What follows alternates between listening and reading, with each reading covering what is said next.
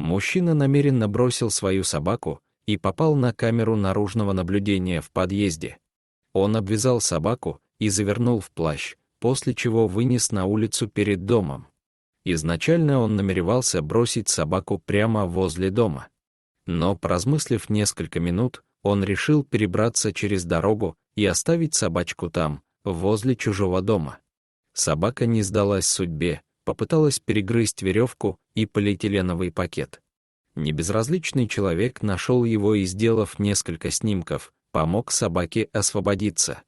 Пес был очень напуган и убежал, а человек выложил запись в соцсетях с просьбой найти виновного. Пес бродил и убегал всякий раз, когда мимо проходил человек. По словам ветеринара, который потом осматривал его, собака долгое время передвигалась только на передних лапах. Он был болезненным и изнуренным. По требованию адвоката видео с камеры наблюдения было изъято. По данному факту правонарушения в полицию было подано заявление. Собаку удалось поймать и, наконец, начать лечение. Уголовное дело должно было быть расследовано и вынесен приговор. Собаку звали Купер. Результаты анализов Купера были неплохими. На его спине не было раны. Результаты компьютерной томографии показали, что у Купера остеоартрит и контрактура колена. Между суставами и костями был очень маленький зазор, Купер долгое время страдал артритом. Из-за боли он перестал пользоваться задними лапами. Со временем в растущих суставах образовались дыры. План состоял в том, чтобы дать ему обезболивающие при артрите. Ему было больно, и он никому не позволял прикасаться к себе. Купер укусил и заплакал, когда ветеринар попытался дотронуться до его лапы. Поэтому ветеринар снял воспаление под наркозом. Лечение не должно быть поспешным, а должно быть медленным, чтобы пес начал постепенно приходить в себя. Долгое время он жил с болями, и это повлияло на него. Куперу потребовалась операция по артродезу.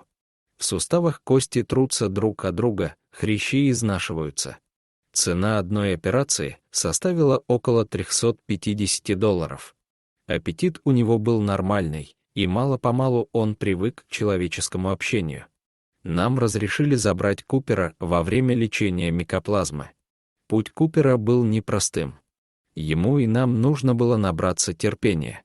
Было бы страшно не иметь поддержки и помощи в самый критический момент. В то время Купер оставался у ветеринара до окончания лечения от микоплазмов. Затем он прошел тестирование, и у него взяли анализы, как и планировалось. Если анализы будут в порядке, то ему придется пройти ортопедическую операцию. Купер продолжал сражаться и не сдавался. Он пытался съесть мясо и улыбался всем вокруг. Купер перенес свою первую сложную ортопедическую операцию. Все по-прежнему шло нормально. После операции ветеринар в награду сделал ему маникюр и педикюр. Купер медленно начал вставать на задние лапы. До этого Купер испытывал стресс от новой обстановки. Но спустя долгое время он привык к этому и стал больше доверять людям. У Купера еще впереди долгая реабилитация, но волонтеры и ветеринары пообещали, что сделают все, чтобы он смог наверстать упущенное. Дорогие друзья, если вам понравилось видео, поставьте лайк, а также подписывайтесь на канал, где найдете еще много интересного.